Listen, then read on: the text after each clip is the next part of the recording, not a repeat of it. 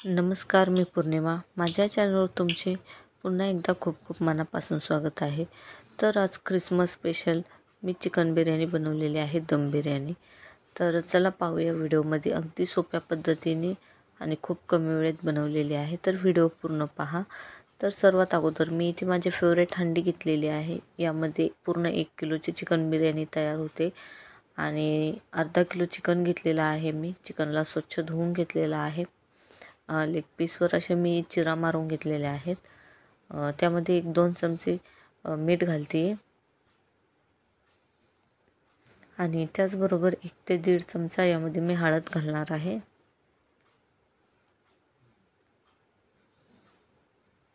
हळदही मी घातलेली आहे आणि आता यामध्ये मी 1 चमचा धने पावडर घालणार आहे.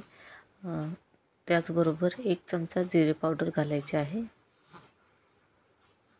आणि त्यानंतर इथे आलं, लसूण आणि कोथिंबीरची बारीक पेस्ट मी तयार करून घेतलेली आहे. साधारणतः 2 चमचे मी घालत आहे.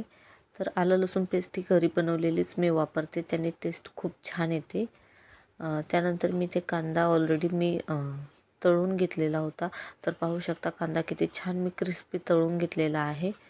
तर साधारणतः 3 ते 4 मीडियम साईजचे कांदे मी इथे तळून घेतले होते. कांद्यालाही मी यामध्ये घातलेला आहे आणि त्यानंतर यामध्ये मी एक मोठं टोमॅटो चॉप करून घातलेलं आहे. टोमॅटोने थोडं पाणी सुटतं आणि त्याचबरोबर मी ते एक कटोरी दही घातलेलं आहे. त्यानंतर यामध्ये आपल्याला कुठल्याही कंपनीचा बिर्याणी मसाला घालायचा आहे. तर मी ते साधारणतः 2 पॅकेट बिर्याणी मसाला घालत आहे. आपण आपल्या आवडीनुसार मसाले कमी जास्त घालायचे आहेत आणि आता हे व्यवस्थित मी हाताने छान व्यवस्थित मिक्स करून घेत आहे. चिकनला सर्व बाजूंनी सारखंच लावून घ्यायचं आहे. हाताने मिक्स केल्याने व्यवस्थित मिक्स होतं.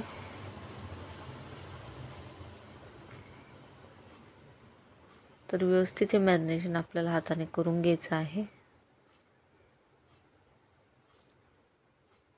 तर पहा, चिकनला मी छान सर्व मसाला लावून घेतलेला आहे आणि आता आपण हे ठेवून देऊया.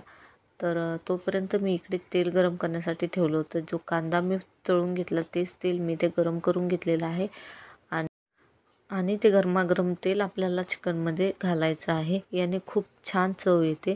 नक्की ही प्रोसेस तुम्ही ट्राय करून पहा. आणि त्यानंतर थोडंसं मी यामध्ये फ्रेश पुदिना घातलेला आहे. पुदिन्याचे काही पाने घातलेले आहेत आणि त्याचबरोबर थोडीशी कोथिंबीर टाकणार आहे मी यामध्ये.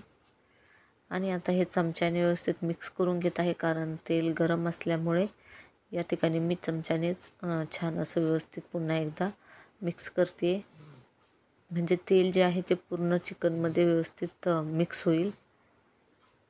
तर हे मसाला जो आहे आता आपला इथे रेडी झाला आहे, तयार झालेला आहे. तर आता आपण याला गॅसवरती ठेवणार आहोत 10 ते 15 मिनिटासाठी. तर इथे मी आता गॅसवर ठेवलेली आहे हंडी आणि गॅस चालू केलेला आहे. त्यावरती झाकण ठेवून 10 ते 15 मिनिटे गॅसची फ्लेम स्लो ठेवून चिकन आपल्याला 10 ते 15 मिनिटे शिजवून घ्यायचं आहे. साधारणतः 25 ते 30% चिकन आपलं शिजतं आणि त्या चिकन शिजत आहे तोपर्यंत मी इकडे एक टोपमध्ये पाणी घेतलेलं आहे. त्यामध्ये 1 चमचा तेल घातलेलं आहे. तांदूळ मी धुवून घेतलेले आहे. तोपर्यंत बासमती तांदूळ मी इकडे वापरत आहे. पाण्यामध्ये मी 2 ते 3 चमचे मीठ घालत आहे. क्वांटिटीनुसार साधारणतः अर्धा किलो तांदळाची मी बिर्याणी बनवत आहे, त्यामुळे मी इथे 3 चमचे तांदळाच्या हिशोबाने घातलेलं आहे मीठ. काही खडे मसाले घातलेले आहेत. तेजपत्ता, दालचिनी, एक चक्रीफूल, शहाजिरे, एक इलायची घातलेली आहे. त्याचबरोबर थोडीशी फ्रेश कोथिंबीर यामध्ये मी घालत आहे.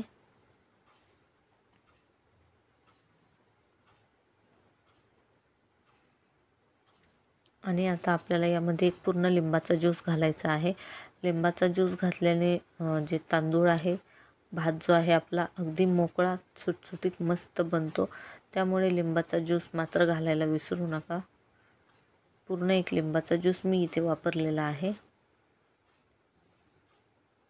आणि आता एक छान उकळी येऊ द्यायची आहे पाण्याला. उकळी आल्यानंतर सर्व धुतलेला तांदूळ यामध्ये मी टाकत आहे.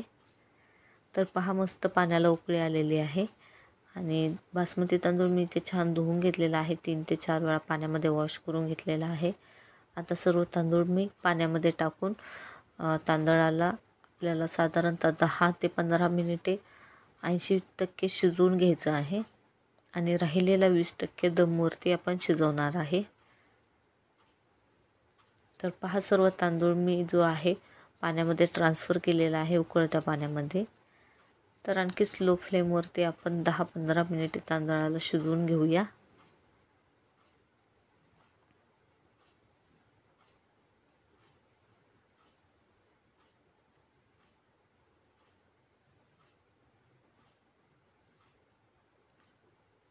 तर पाहू शकता मस्त तांदळाला आपल्या उकळी आलेली आहे आणि साधारणतः 10-12 मिनिटे झालेली आहेत मला इथे तांदळाला शिजवत असताना आणि तांदूळ जो आहे आपला चांगला 80% शिजलेला आहे आणि पाहू शकता किती छान मस्त सुटसुटीत मोकळा तांदूळ झालेला आहे। तर आता इकडे पाहूया आपण चिकन पण चांगलं 25% पर्यंत शिजलेलं आहे। राहिलेलं चिकन 75% जे आहे ते दममध्ये शिजणार आहे। तर आता शिजवून घेतलेला तांदूळ सर्व आपण यामध्ये ट्रान्सफर करणार आहे। तर पाहू शकता चिकनला किती छान मस्त कलर आलेला आहे, किती छान टेक्स्चर आलेला आहे। या पद्धतीने नक्की तुम्ही दम बिर्याणी माझ्या पद्धतीने एकदा ट्राय करून पहा। तर सर्व तांदूळ मी यामध्ये ट्रान्सफर करते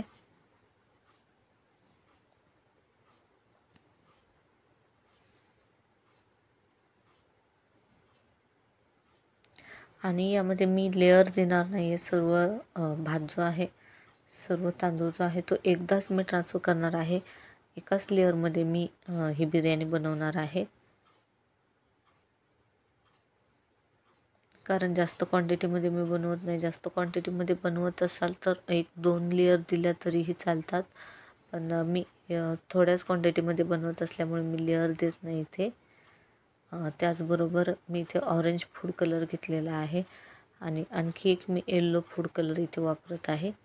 आपण आपल्या आवडीनुसार कलर घालायचे आहेत किंवा ऑप्शनल आहे, नाही घातलं तरीही चालतात।